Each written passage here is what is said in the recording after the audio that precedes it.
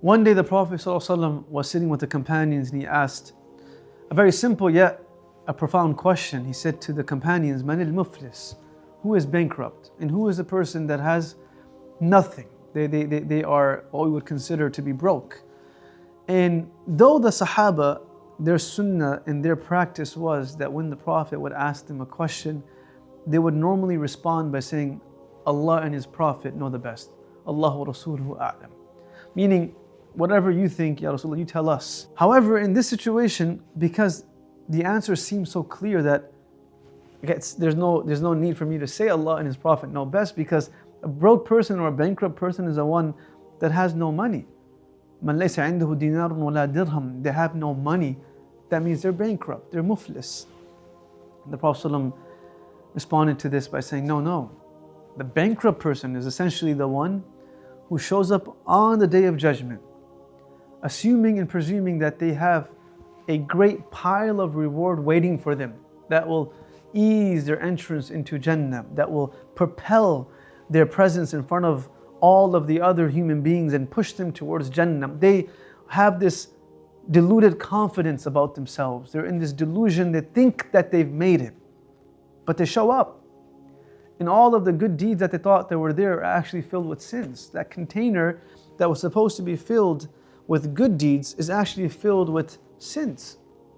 So they say, what's all of this? Where's our salat? Where's our zakat? Where's our fasting? Where's everything at? We know we did it. We clocked in and we clocked out when we left work. We clocked in when we gave out charity. We clocked in when we were fasting. But where's the reward for it? And the response will be that you did clock in, but actually when you clocked in, you also were backbiting about people. You clocked in, but while you were clocked in, you were assuming that you were better than other people whilst doing so. Yeah, you did clock in, but when you clocked in to work, at the same time, you were pushing people away from that space. So though you did everything, you get nothing from it. So all the good that you did was transferred over to other people, and their sins now fill your basket.